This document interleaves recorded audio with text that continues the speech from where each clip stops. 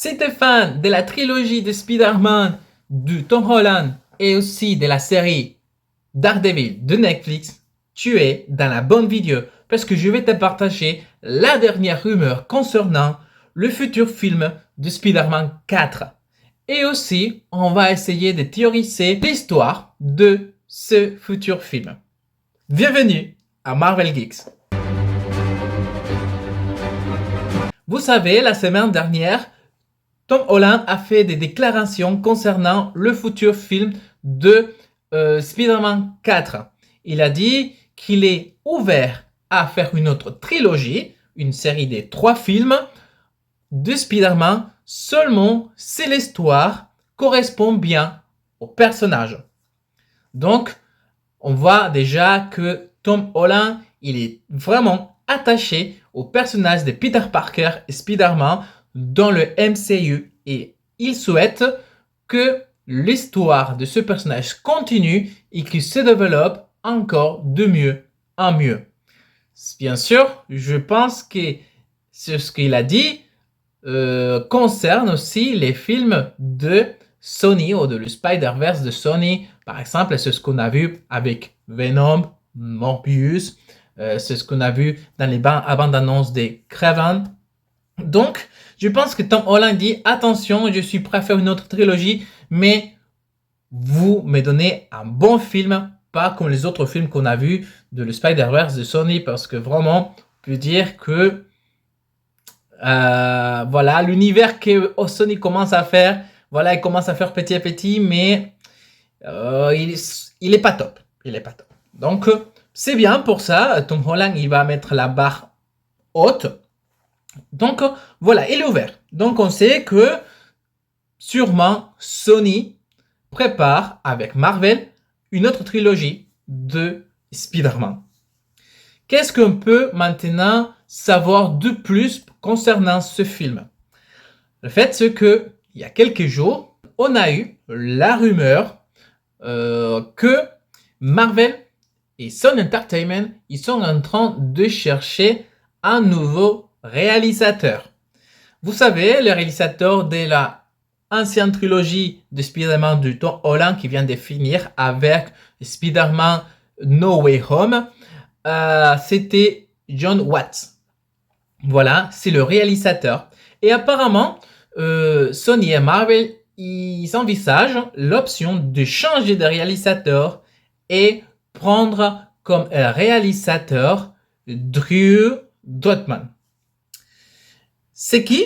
Drew, cet réalisateur, c'est le réalisateur ou le showrunner de la série de Daredevil sur Netflix. Si dans l'option, dans l'éventualité que Sony et Marvel décident de laisser un peu de côté John Watts et prendre Drew, le showrunner de Daredevil, honnêtement, je vais pas me plaindre. Je vais pas me plaindre parce que en fait, c'est une très bonne nouvelle. Vous savez regarder la série des Daredevil, n'est-ce pas? Vous avez vu les personnages qu'il y a là, le développement, l'histoire, les scénarios. Il n'y a rien à dire. Donc, si il change de réalisateur, honnêtement, je trouve que la prochaine trilogie de Spider-Man, elle va être top. Maintenant, pour Spider-Man 4, le prochain film que Marvel et Sony sont en train de commencer à discuter, comment on va faire, etc. Quel directeur, quel réalisateur, etc. Bon, quel personnage, quel méchant, bon, il y a plein de choses, il y a plein de choses à faire, d'accord. Donc, moi, ce que je souhaite pour ce film, c'est vrai, on a vu Spider-Man dans le lycée. À la fin de No Way Home, on voit qu'il finit le lycée, il va aller à l'université, à la fac.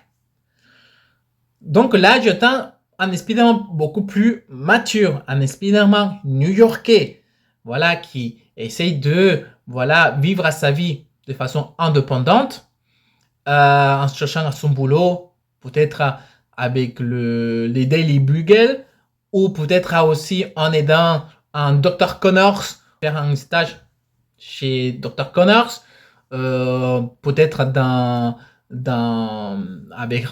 chez un laboratoire de Oscorp. On ne sait pas. Mais j'attends un Spider-Man beaucoup plus sur Terre, sur New York. Parce que on a vu beaucoup Spider-Man, voilà, hors New York, en Venise, en Londres, par exemple, en Far From Home, No Way Home, avec le multivers. On n'a pas vu les vrais conflits que Spider-Man essaye de réparer dans New York. Voilà, normalement, dans tous les comics, Spider-Man qui essaye c'est la petite araignée du quartier, qui essaye de, voilà, aider son prochain, les voisinages, les conflits entre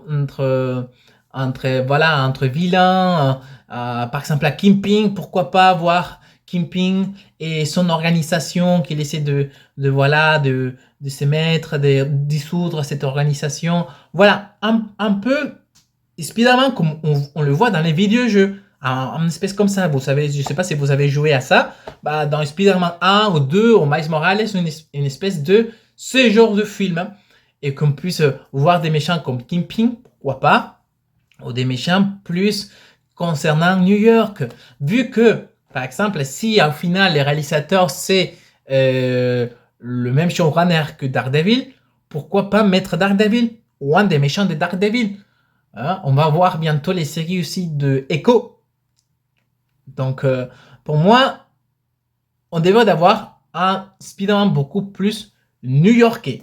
Voilà, avec sa vie d'étudiant universitaire, avec sa vie de Spider-Man en train de sauver les New-Yorkais, les Spider-Man, la petite araignée du quartier. Voilà, j'attends ça du 4e film. Je sais pas, j'ai pas réfléchi aux méchants que je voudrais pour ce film.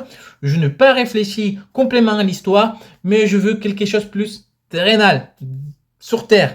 Voilà, de New York, qu'on voit Spider-Man vraiment se promener, se balancer d'un bâtiment à l'autre à New York, qu'on voit les Spire State Building, des choses comme on voit dans le jeu de Spider-Man de Insomniac. Voilà.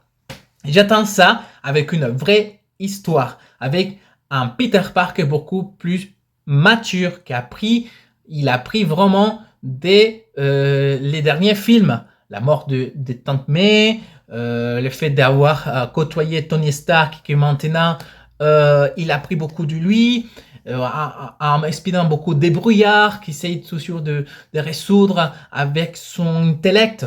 Voilà, j'attends ça de Spider-Man 4. Et vous attendez quoi du prochain film que Sony et Marvel ils essayent de planifier pour d'ici à quelques années à venir?